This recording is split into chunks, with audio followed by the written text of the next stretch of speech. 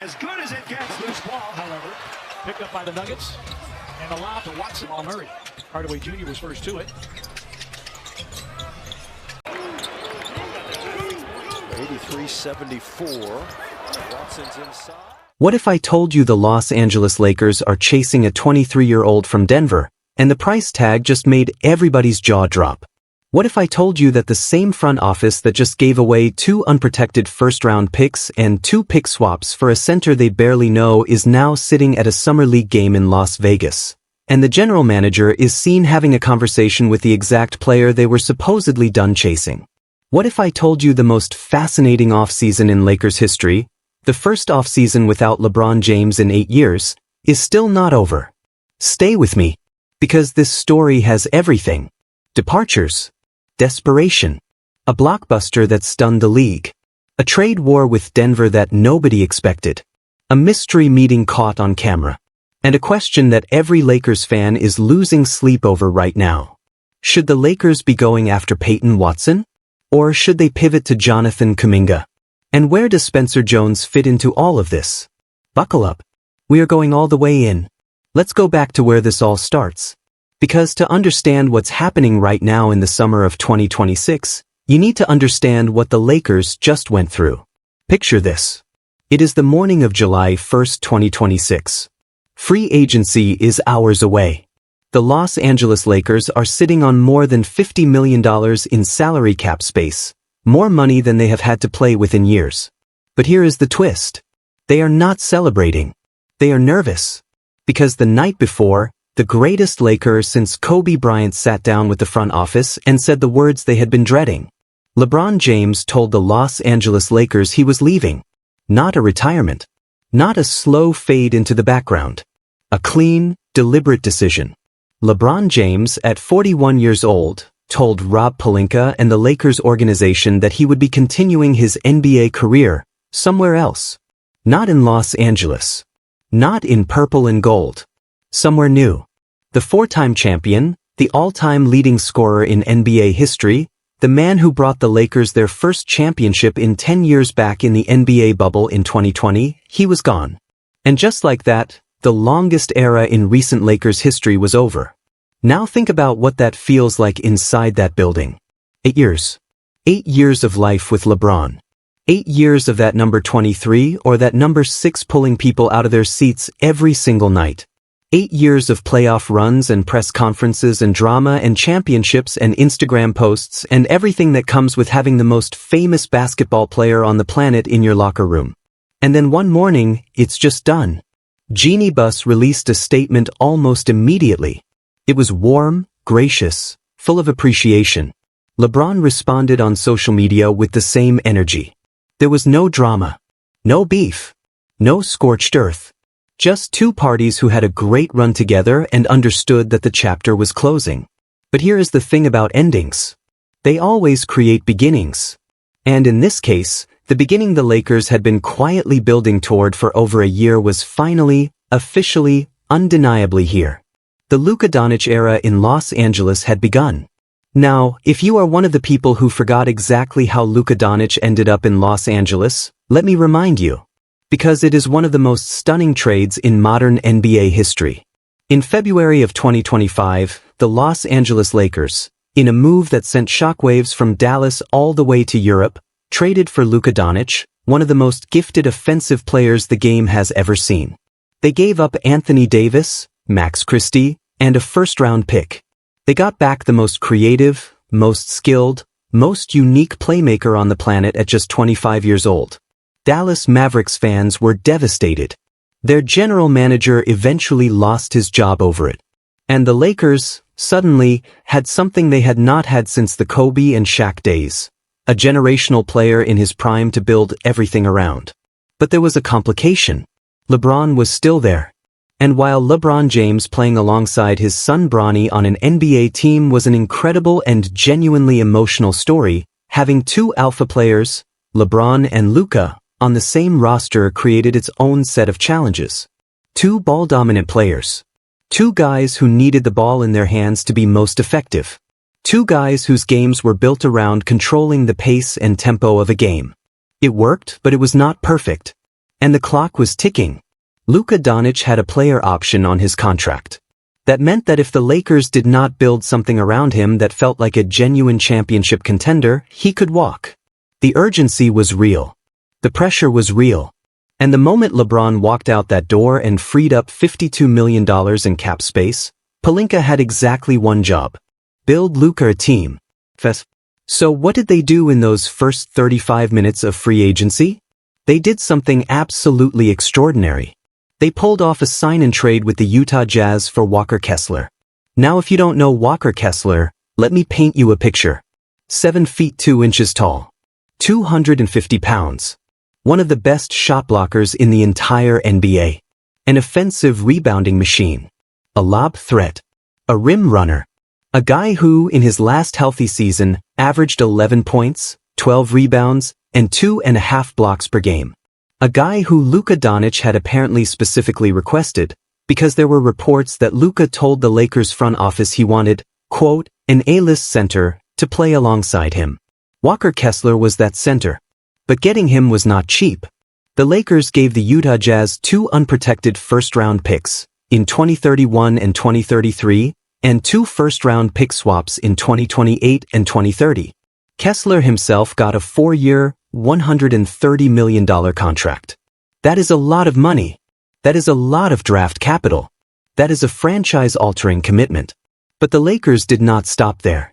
In the same 35-minute window, they also signed Sandro Mamukelashvili to 4 years and $52 million.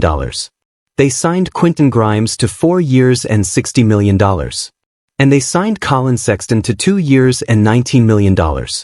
In about half an hour, the Los Angeles Lakers completely rebuilt their roster. Now here is the thing. After all of that spending, after all of those contracts, after all of that draft capital flying out the door to Utah, the Lakers were essentially done. Their cap space was gone. Their tradable first-round picks were gone. They were above the cap. They were hard-capped at the first tax apron. Which means that if they want to add anyone else, anyone at all, it has to be through a very specific and complicated kind of deal. A sign-and-trade. And that is exactly where Peyton Watson enters the story. Now let's talk about Peyton Watson. Because if you have not been paying close attention to the Denver Nuggets over the last season, you might have missed something special happening up in Mile High City. Peyton Watson is 23 years old. 6 feet 8 inches tall.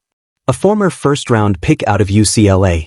He has been with the Nuggets since they drafted him back in 2022, and for his first 3 years in the league, he was exactly what you would expect from a raw, young, high-upside prospect, flashes of brilliance buried under inconsistency, limited minutes, a player that scouts loved and casual fans kind of overlooked. And then year 4 happened. In the 2025-26 season, Peyton Watson exploded. Like, genuinely, breathtakingly exploded. He averaged 14.6 points per game. He pulled in 4.9 rebounds. He dished out 2.1 assists. He blocked 1.1 shots. He stole the ball almost once a game. And he did it while shooting 49.1% from the field and 41.1% from three-point range. That is elite shooting efficiency. That is the kind of number that makes general managers around the league wake up in the middle of the night and start making phone calls. He also ranked in the 97th percentile, let me repeat that, the 97th percentile in perimeter isolation defense. And the 92nd percentile in off-ball chaser defense. Those are not just good numbers. Those are elite, all-defense caliber numbers. Those are the kinds of defensive metrics that you see next to names like Kawhi Leonard and Mikal Bridges and the very best two-way wings in the game. In 54 games, many of them as a starter because Nuggets players like Aaron Gordon were dealing with injuries, Watson proved that he was not just a prospect anymore. He was a real player. A legitimate, starting caliber, two-way wing who could shoot, defend, make plays, and do it all at a high level while playing alongside Nikola Jokic and Jamal Murray, two of the best players in the world. The only downside? He suffered a hamstring injury late in the season. He missed games. He did not play in the first round of the playoffs. And then the summer came and his contract expired. Peyton Watson became a restricted free agent. Now, restricted free agency in the NBA is a fascinating and sometimes brutal thing. If you are a restricted free agent, your old team holds your rights. Any team can offer you a contract, but your current team can simply match that offer and keep you. It is a system that heavily favors franchises over players. It means that even if you have a breakout year, even if your value has skyrocketed, your current team can essentially hold you hostage, or force any team that wants you to pay a massive price just to have a conversation. For Peyton Watson, this created a very complicated situation. His camp, represented by Rich Paul of Clutch Sports, one of the most powerful agents in the entire sports world, reportedly wanted north of $25 million a year for Watson. Some reports put the number at over $20 million per year. The Nuggets, for their part, said publicly that they intended to match any offer Watson received. But here is the problem for Denver. The Nuggets are already committed to Nikola Jokic, who is renegotiating a massive extension worth somewhere between $214 million and $278 million. They also have huge contracts on the books for Jamal Murray, Aaron Gordon, and Christian Braun. They were already sitting roughly $18 million over the luxury tax before even accounting for Watson and Spencer Jones and other free agents. Taking on a 4-year deal for Watson at $25 million per year would push them deep into the luxury tax and dangerously close to the second apron, which comes with painful restrictions on roster building. So Denver said they would match, but they were also quietly, very quietly open to something else. A sign and trade. And the moment that word started floating around league circles, the Los Angeles Lakers' ears perked up. Remember, the Lakers needed wings. They needed defenders. They needed exactly the kind of player that Peyton Watson had proven himself to be. With LeBron gone and Rui Hachimura, their previous wing option, having left to sign with the Crosstown Clippers, the small forward position was basically empty. There was a hole in the roster the size of a canyon. The Lakers wanted Watson. Watson's camp was reportedly interested in a move to Los Angeles. And there was a path, narrow, complicated, full of obstacles, but a path nonetheless. What would a sign and trade for Watson actually look like? Let's walk through it. In one proposed framework that started circulating, a massive, multi-team blockbuster, the Lakers would acquire Watson and send Jared Vanderbilt, Bronny James, Dalton Knecht, and Jaden Hardy to Denver, along with a 2032 first-round pick swap and 2 second-round picks. Now, let's pause on that for a second. Vanderbilt, Bronny, Knecht, Hardy, that's a significant chunk of the Lakers roster. And the 2032 first-round pick swap? That is the only remaining tradable first-round asset the Lakers have left after using up so much draft capital to get Walker Kessler from Utah. That is their last chip. Their last bullet.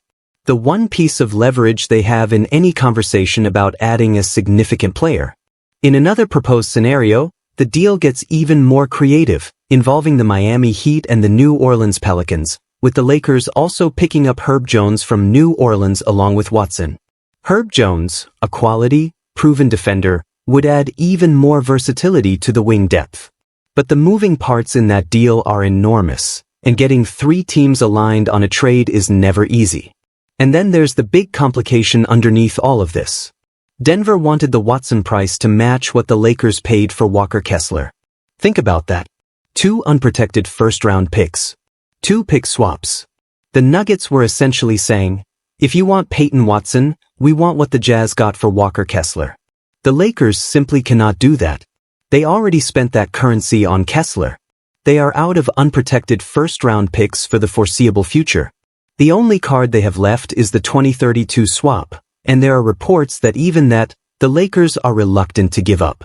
So the gap between what Denver wants and what the Lakers can offer is real. It is not a small gap. It is a significant, potentially deal-killing gap. But here is where things get interesting. Because something happened at the NBA Summer League in Las Vegas that nobody was expecting. It is July 11, 2026. Players and coaches and general managers from around the league are gathered in Las Vegas, the annual Summer League event where young players show off their games, rookies get their first taste of the NBA stage, and front office executives quietly do the real business of the offseason in hotel lobbies and arena hallways. And somebody spotted something. Lakers general manager Rob Pelinka was seen talking with Peyton Watson, not waving at him from across the room. Not a quick, polite handshake. An actual conversation. A visible, notable interaction between the Lakers GM and the restricted free agent wing from Denver who has been at the center of so many trade rumors all summer long. The moment was captured on video. It was posted by the Underdog NBA account on social media. And it immediately exploded. What were they talking about? What was said? Was this a formal conversation? Was Pelinka pitching Watson on what it would look like to wear purple and gold? Was Watson telling Pelinka what it would take? Or was it just two people in the same building who happened to end up talking for a few minutes? Nobody knows. That is the maddening and beautiful thing about these kinds of moments. The NBA is a world of whispers and rumors and carefully placed leaks.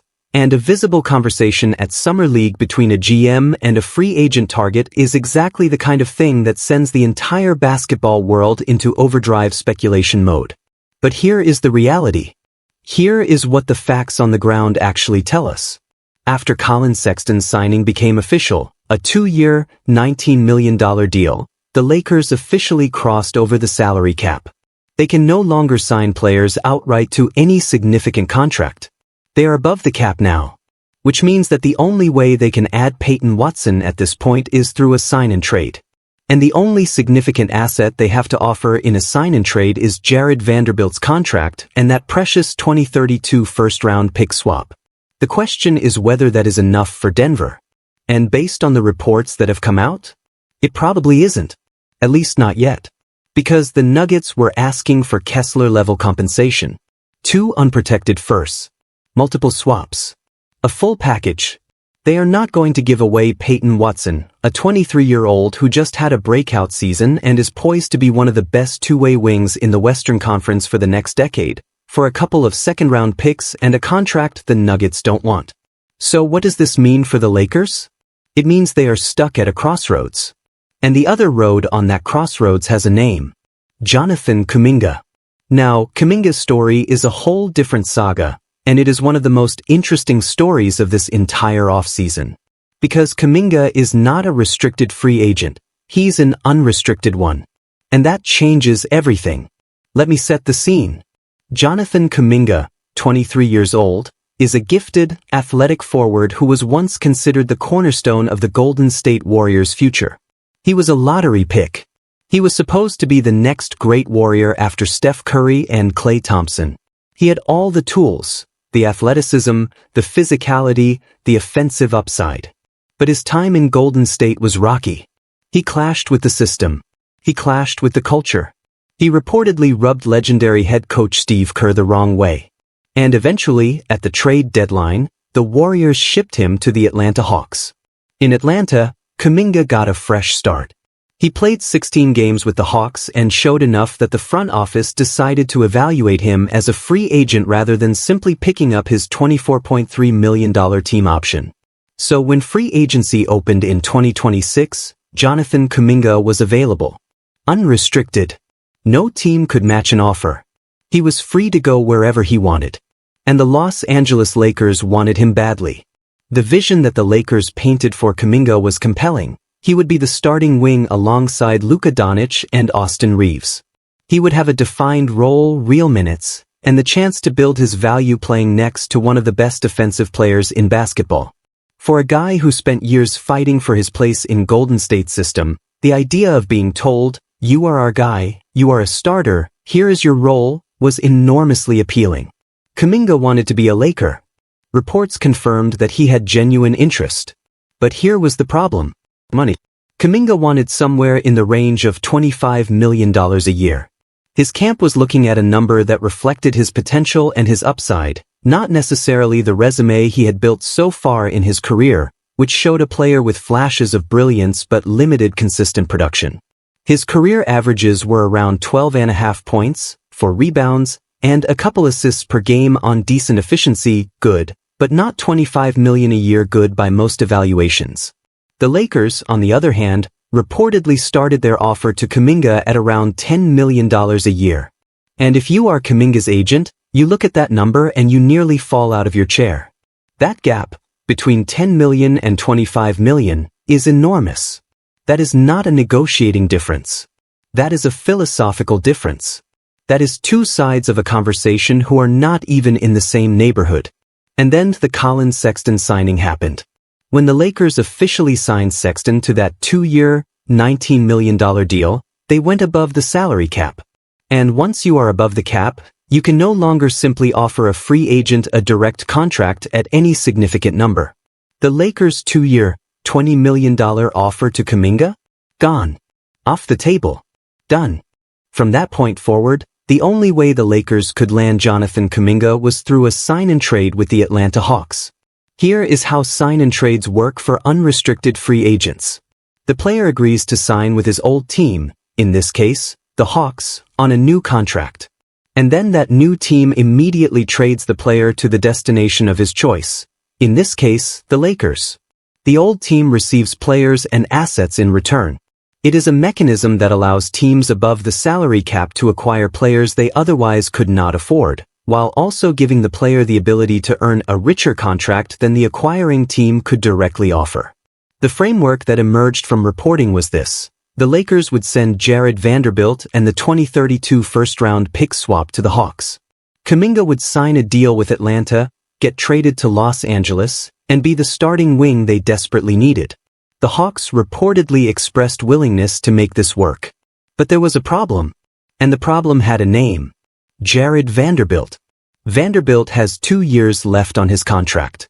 He has a $12.4 million salary for next season and a $13.3 million player option for 2027 to 28. He is a solid, versatile defender who plays hard every night. But his market value is limited. He is not a player teams are lining up to acquire. And when NBA insider Jake Fisher reported that Atlanta had not considered taking back Vanderbilt in a deal, that was a significant blow to the entire framework. The Hawks didn't want Vanderbilt. And without Vanderbilt, the math of the trade doesn't work from a salary matching standpoint. The Lakers need to send out salary to make a sign-and-trade function. If the main piece they are sending, Vanderbilt's contract, is not something the other team wants, then you are either finding a third team to absorb it or you are going back to the drawing board entirely. Meanwhile, the Lakers were also reluctant to include the 2032 pick swap, their last remaining tradable first-round asset. Buha's Block Lakers insider Jovan Buha reported that the organization had real hesitation about giving up that swap, especially in a deal for a player whose price point was still not settled. The gap between Atlanta's asking price and what the Lakers could realistically offer? Still significant. Kuminga, for his part, maintained ongoing dialogue with the Lakers. His agent continued conversations with Pelinka's front office. The mutual interest was real. But as Jake Fisher wrote in a report, Atlanta was seeking more than the Lakers can offer to this point. That is where things stand with Kuminga. And now you understand the full picture of what the Lakers are actually dealing with this summer. They have spent an enormous amount of money and draft capital to acquire Walker Kessler. They have signed Quentin Grimes, Sandro Mamukelashvili, and Collin Sexton. They have no tradable unprotected first-round picks. They have one first-round pick swap in 2032 left to use as leverage. They are above the salary cap. And they need a wing. They cannot get Watson without overpaying in assets Denver probably won't accept. They cannot get Kuminga without solving the Vanderbilt problem and convincing Atlanta to move for assets the Lakers don't really want to give up. They are squeezed on every side. And that brings us to Spencer Jones, and the question of whether there is a smarter, cheaper, more practical answer sitting right there in front of them.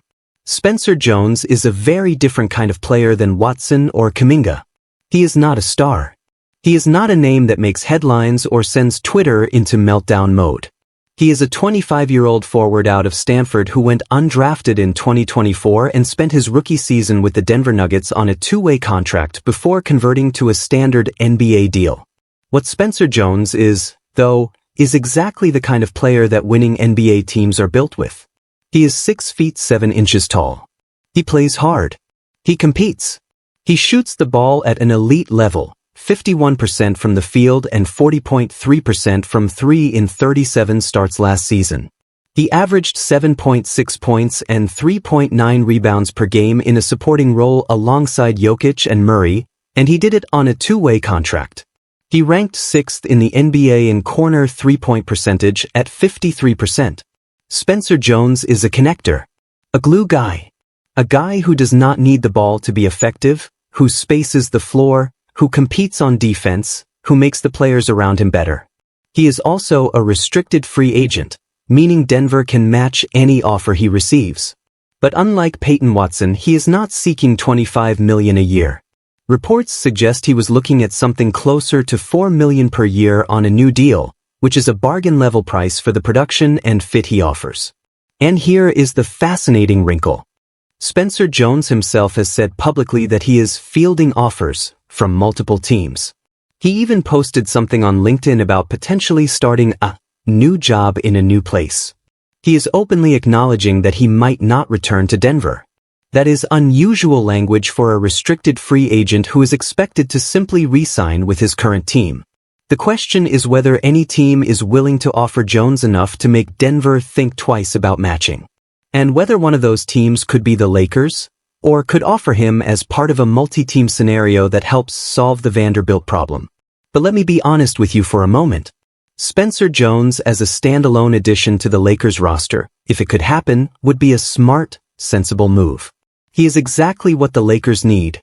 A shooter, a wing defender, a guy who thrives in an off-ball role alongside a primary creator. Luka Dončić is the ultimate primary creator. Jones would fit perfectly. The efficiency numbers are there. The defensive competitiveness is there. The age and trajectory are right. But Spencer Jones is not the same as Peyton Watson. And the Lakers know that. Watson is elite. Watson is a projected all-defensive level player in his prime. Watson shoots 41% from 3 and plays physical, switchable defense that you simply cannot teach. Watson is the kind of wing you build a championship team around, not a piece, but a cornerstone. He is the player that would genuinely make the Lakers a legitimate threat in the Western Conference for years to come. The problem again is the cost. And now we loop back to that summer league image. Rob Pelinka and Peyton Watson having a conversation in Las Vegas, while the basketball world watches and wonders. What does it mean? Here is what I think it means. The Lakers have not given up on Peyton Watson. They may not be able to get him, but they have not closed that door. Pelinka is a relationship-driven executive. He builds connections. He plants seeds. The conversation at Summer League might not be a trade conversation. It might be something more foundational. Something like letting Watson know that Los Angeles sees him. That the Lakers appreciate what he has become. That if the door ever opens, this summer, next summer, whenever, they want to be the first call. Because in the NBA, relationships matter. Information matters. And sometimes the most important conversations happen not in a conference room with lawyers and cap sheets, but in an arena hallway at Summer League in Las Vegas. Now let me give you the full picture of where the Lakers actually stand right now, because there are some things worth knowing. The Lakers are above the cap. They are hard capped at the first tax apron. That means they cannot exceed a specific dollar threshold for their total team payroll, and any moves they make have to be done carefully to stay below that threshold. Sign-and trades are still possible, but they have to work within that financial reality. Vanderbilt's contract, $12.4 million next season, $13.3 the following year, is technically an asset because it gives the Lakers salary to send out in a trade. But it is also a liability because teams with salary cap flexibility do not particularly want to take on a contract that eats into their flexibility without a player who significantly moves the needle for their team. LeBron James' contract, $2.3 million, fully guaranteed, became official before LeBron informed the team he was leaving. Bronny is still a Laker, which is its own fascinating subplot. His contract is tradable, technically, though his on-court value at this stage of his development is limited.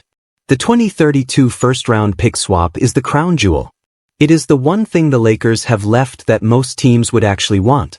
Whoever uses it gets to swap picks with the Lakers in 2032, which, if the Lakers are a competitive playoff team by then, could be a very valuable swap.